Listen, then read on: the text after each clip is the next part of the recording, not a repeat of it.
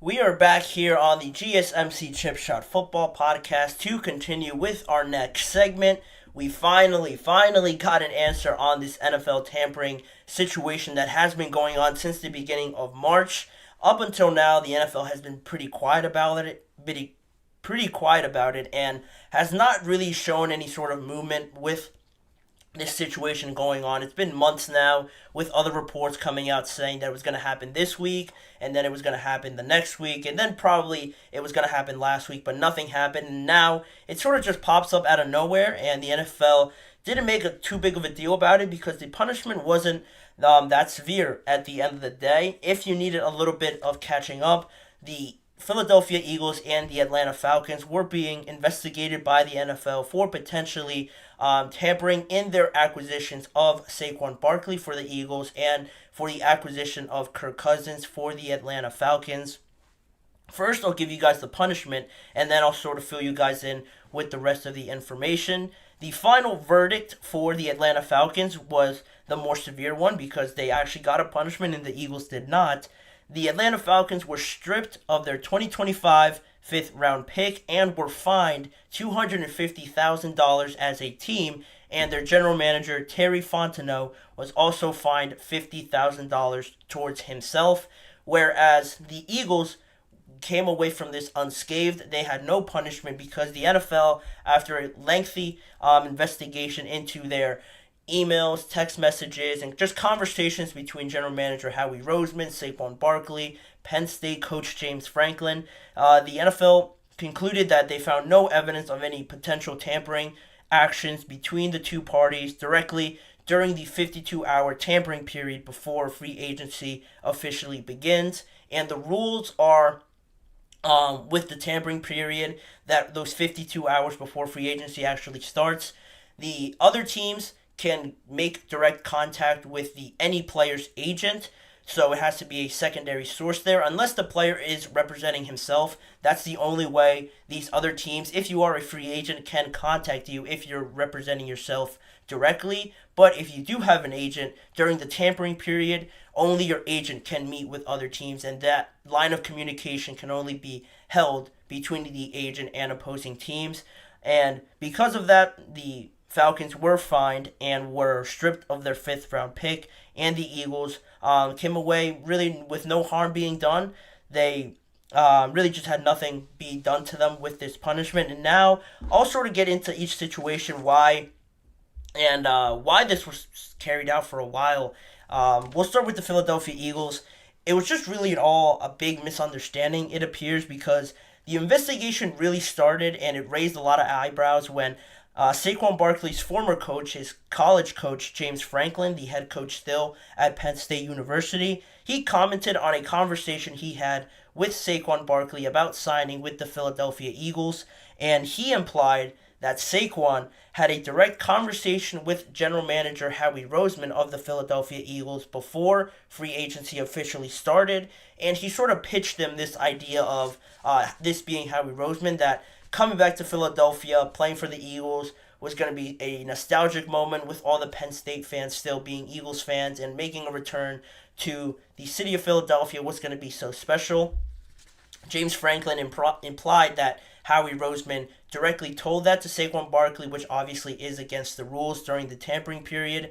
And this was the direct quote of what James Franklin actually said in his statement to media, talking about that conversation he had with Saquon Barkley. And Barkley then came out afterwards, and after the media, came at Saquon and talked to him, or asked him, about what James Franklin said. And Saquon really just tried to clarify everything by saying that the sales pitch that James Franklin was mentioning in his conversation or in his statement was made to his agent and not directly to Saquon Barkley. His agent was the one that received that sales pitch from general manager Howie Roseman, and then he communicated it to Saquon Barkley. But again, like I mentioned before, because it was a little bit fishy there, you don't know who's telling the truth. Obviously here, the NFL found no indication of direct contact made between Howie Roseman and Saquon after looking through various communication outlets, through emails, text messages, phone calls, and stuff like that. And interviewing Nick Sirianni, Howie Roseman, Saquon, James Franklin. They found absolutely nothing, so the Philadelphia Eagles got no punishment at the end of the day, but still, technically, the NFL could reopen this investigation if more evidence is brought to light, but I don't think that'll be the case. It just seemed like James Franklin misspoke in his statement, so I think the Eagles are safe. It seems like they did everything by the book, and they have nothing really to worry about here, but where now we shift over to the Atlanta Falcons and look at their situation.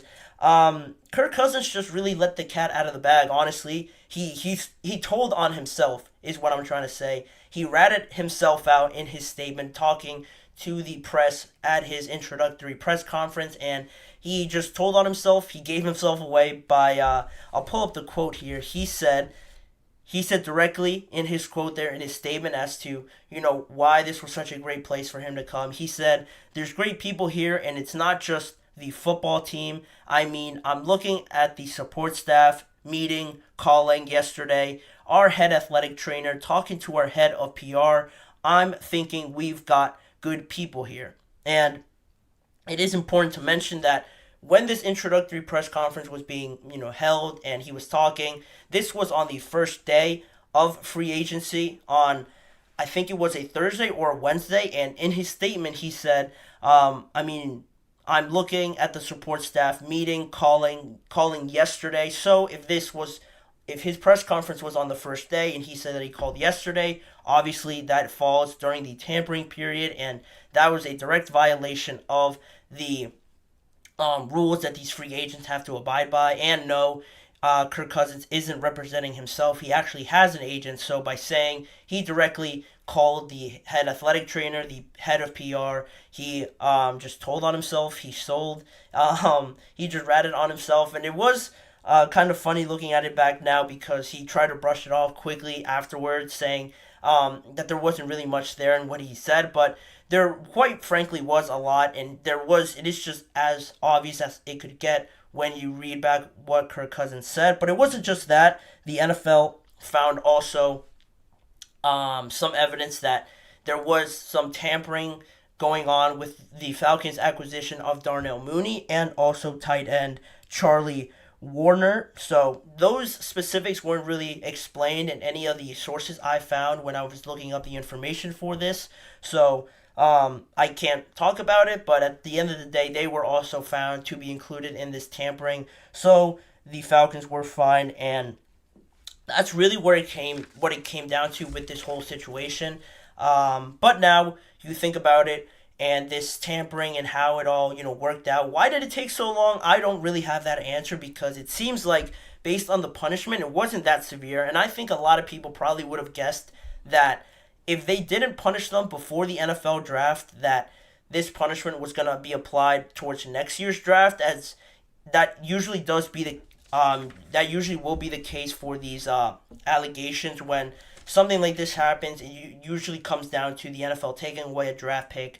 Depending on the severity of it, it could range from a second-round draft pick or a fifth-round draft pick, like it was with the Atlanta Falcons. This one not so severe, obviously, because not to discredit the value you get in the draft with all these different rounds you get with your draft picks, it doesn't really matter too much for a fifth rounder. It definitely could have been a lot worse. And if you look back to other tampering situations that the NFL has had to deal with, the worst one was with the Miami Dolphins and their owner and just the organization as a whole, when they were allegedly involved with trying to lure in Sean Payton during that tampering period, and also making contact with Tom Brady and making direct contact with him about potentially joining their team a few years ago. The NFL obviously found the evidence to take away, I want to say, a first-round draft pick from the Miami Dolphins, and also fine Chris Greer a lot of money for the Miami Dolphins in and of itself. So that's as bad as I've seen it get, taking away a first-round draft pick from a team. Obviously, this was a slap of the wrist, really, for the Atlanta Falcons. Not too severe, but, it is a punishment, technically, at the end of the day. So the Falcons will have to deal with that. They haven't tried to push back on it. They've accepted all that the NFL is handing down to them. So that is where this situation sort of ends now. People I've seen on other social media platforms have been pretty angry or just annoyed that the punishment wasn't, I guess, more severe, or that the NFL took way too long to just take away next year's fifth round draft pick, and that it should be a little bit more severe. But for a situation like this, I don't think it probably should be, just because, again, it was only a day before, and it's not like it's been going on for a year or two while Kirk Cousins was really still under contract, like Tom Brady, Sean Payton situation with the Miami Dolphins. That situation was going on for a year or two, according to reports. So this one was just pretty much in the moment during the same time frame of free agency to the tampering period. So that's why I think it wasn't so severe, and why the NFL really couldn't do too much past this. I think anything greater than a third round draft pick taken away from the Falcons would have been too much. So I think they found a good medium here, and now the NFL can move on. These two teams can move on from it, unless something else pops up, which I highly doubt that it does. This case is pretty much closed, and that will wrap up this segment for us on this show. Now we're gonna head to a quick break, and actually, hold on. We have some breaking news.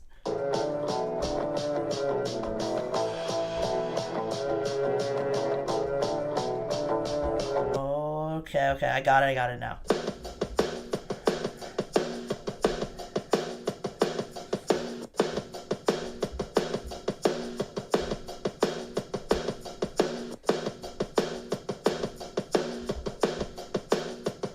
All right, that was just me freaking out because we got some breaking news. Trevor Lawrence and the Jacksonville Jaguars have agreed to a 5-year, $275 million extension, $142 million guaranteed, according to Ian Rappaport.